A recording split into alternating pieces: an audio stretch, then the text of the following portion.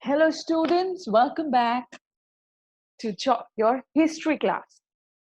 So, last class we were studying notes and we had stopped at the Islamic calendar. Today, we will start with the caliphate and its objectives. After the death of Muhammad in 632 AD, no one remained to to succeed him as a prophet. That's when the caliphate was made. So his authority was transferred to Umar with with no established rule or succession. Okay, so then began the process of innovation, which led to the formation of the Institute of Caliphate, in which the leader of the community, that is Amir al Munim, became the deputy of the Prophet, that is the Khalifa of the Prophet. So there were two main objectives of the caliphates. First was to retain control over the tribes that constituted Ummah, and the second was to to create or to have resources for the community, for the state. So the first four caliphs, that is Abu Bakr, Umar, Uthman, and Ali. The first caliph was Abu Bakr. He suppressed the revolts by a series of campaigns. The second caliph was Umar. What did he do? He shaped Umar's policy of expansion. The third caliph was Uthman. What did he do? He packed his administration with his own men, and this led to the opposition in Iraq and Egypt. And the fourth caliph was Ali. It was in his time that Muslims broke into Shias and Sunnis. The division of sects took place in Ali's era, okay, during Ali's rule. The administration of the conquered territories by caliph. The administration of the conquered territories was headed by governors, that is amirs, and tribal chieftains, that is ashraf. The central treasury, that is Beit al-Mal, obtained its revenues from the taxes paid by the Muslims as well as its share of the booty from raids. The caliph soldiers, mostly the Beduins, that is nomadic people, they settled in campsites at the edge of the desert, such as Kufa and Basra. Now they remained within their natural habitat and at caliph's command. The ruling class and soldiers, they received their shares from the booty and monthly payment, that is atta. The non-Muslim population, they retained their rights on the property and religious practices, but only on payment of taxes. So their taxes were kharaj and jizya. Jews and Christians, now they were declared as protected subjects of the state, that is dummies, and they were given a measure of autonomy in the conduct of their communal affairs. So this is how the administration worked. Now, the Umayyads and the changes introduced by Umayyads in the politics or administration. Now, Muawiyah was the first Umayyad caliph. He had made himself the caliph after the death of Ali in 661. Ali was the last caliph. Okay.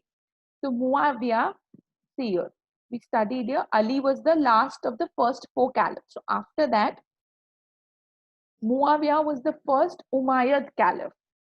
Okay. Now Umayyads were a prosperous clan of Quraishi tribe. Umayyad implemented a series of political measures which first consolidated their leadership with Umar. So they implemented a series of political measures.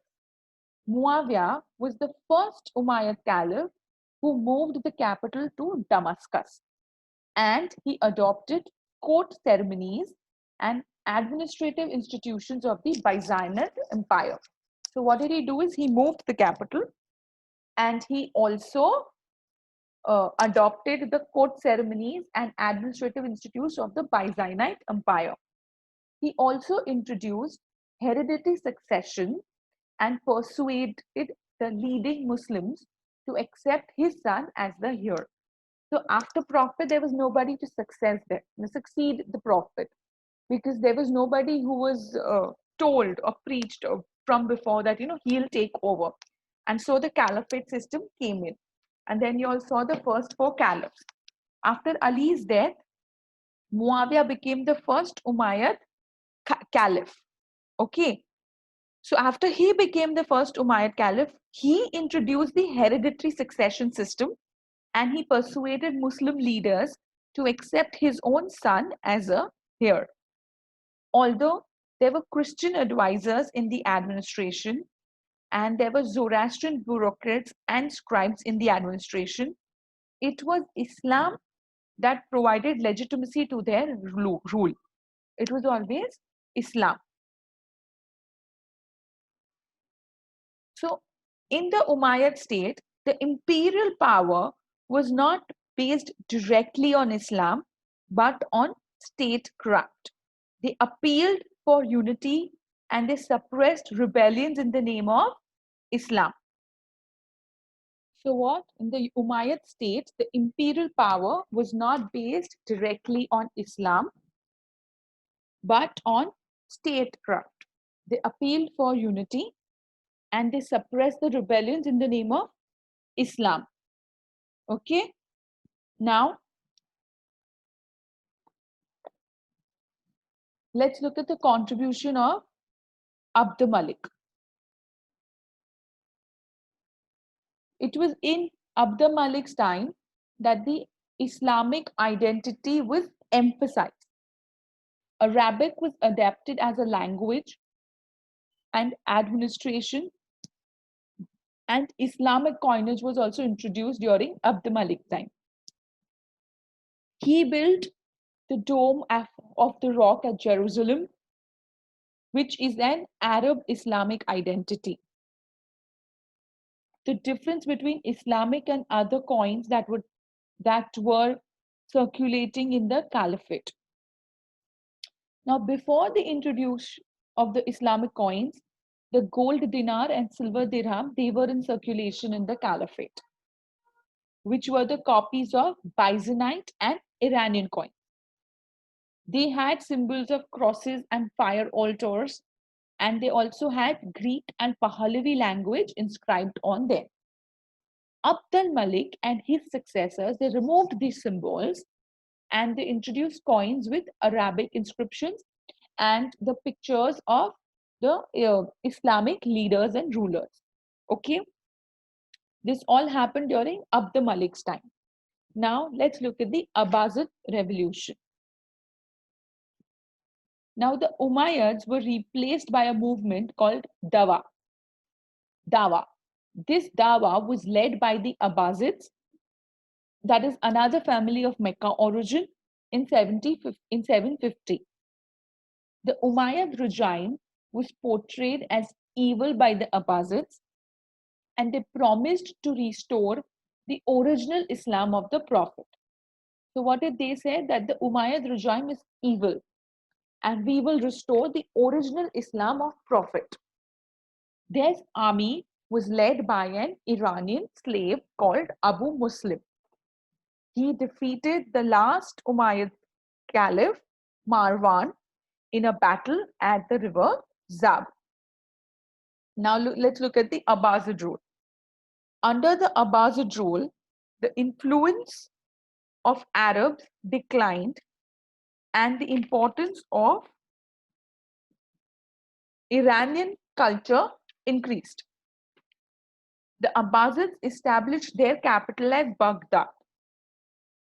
The army and bureaucracy were reorganized on a tribal basis to ensure greater participation by Iraq and Khorasan. So what happened is army and bureaucracy were again organized, and this time they were reorganized on a non-tribal basis so that Iraq and Khorasan could also give better participation. The religious status and functions of the caliphate was strengthened under their rule, so it became more strong. They patronized Islamic institutions and scholars.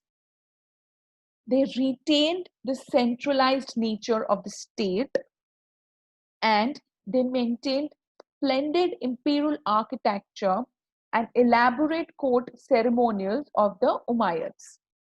Okay, so these were all the things that they took. Then why did the caliphate break? Now, there are a number of reasons for the decline of the Abbasid state. The Abbasid state became weaker because the control from Baghdad to a distant place of the empire declined. A conflict between a pro Arab and a pro Iranian faction of the army and bureaucracy also led to the decline. There was a fight between the pro Arabs and the pro Iranians inside the army and bureaucracy. In 1810, a civil war broke out between supporters of Amin and Mamun, and the sons of they were both the sons of Harun al-Rashid, which led to a creation of a new power bloc of Turkish slave empire officers. All these developments led to the creation of a number of dynasties, and Abbasid power limited to central Iraq and western Iraq. So all these developments, what did it lead to? It led to creation of lots of dynasties. And then the Abbasid power started to get shrink. It started to get limited, and it only was there in central Iraq and western Iraq then. In 1945, the Buyids, a Shiite clan from Caspian region of Iran, captured Baghdad. They kept the Abbasid Caliph as a symbolic head of their Sunni subjects. Fatimids were of Shiite origin, and their ambition was to rule the Islamic world. They claimed the descendants of Fatima. They said that we are the descendants of Fatima, who is the daughter of Prophet Muhammad, and hence she is the rightful ruler of Islam. So they had ambition to rule the entire Islamic world. They had their base in North Africa, and they conquered Egypt, and they established a new capital, Kahira, that is old Cairo. No, sorry, that is current Cairo. It was first called Kahira. The Turks were the nomadic tribes from the Central Asian steppes who gradually converted to Islam. They were skilled riders and warriors, and they entered Abbasid and Samanid and Buyid administration as slaves. What did the Turks do? The Turks were the nomadic tribes from Central Asian steppes, and they had slowly converted themselves to Islam. They were skilled riders and warriors, and they entered Abbasid, Samanid, and Buyid administrations as slaves and soldiers. And they slowly, they rose to high position on account of their loyalty and military ability. Okay, we look at the rise of sultanates as the last topic for today. So the Ghaznavid Sultanate was established by Alpatejin in 1961. Sorry, in 961. It was consolidated by Muhammad of Ghazni. The Ghaznavids were a military dynasty with a professional army of Turks and Indians. So Ghaznavid had a professional army of Turks and Indians. The Abbasid caliphs were not rivals, but they were a source of legitimacy for Ghaznavid. Mahmud was eager to receive the title of Caliph of Sultan from the Caliph. The Caliph was willing to support Sunni Ghaznavid as a counterweight to Shiite empire. The Seljuk Turks entered Turan as soldiers. They established themselves as powerful group under the leadership of two brothers, Tugril and Chagri Beg. After the death of Mahmud, they conquered Khorasan and they made Nishapur their capital. Then they moved to western Persia and Iraq and they restored Baghdad back to the Sunni rule. The Caliph Al Qaim conferred on Tugril Bey the title of Sultan, and the two Saljuk brothers both ruled together. So this is the story of rise of Sultanate. Here I will end this class today. Meet you all again tomorrow. Homework is the same. Write down these notes. I think they are more well organized and easier to read and study. At the same time, you are free to mark them in your textbooks. I have no problem. But the assignments I give you, you have to do those. Okay? The assignments up till now was to draw those timelines, to stick the pictures around it, to draw the pictures around it, and visually appealing timeline in your notebooks. Okay? So, with that, I end today's chapter. Stay home, stay safe, take care, and keep learning.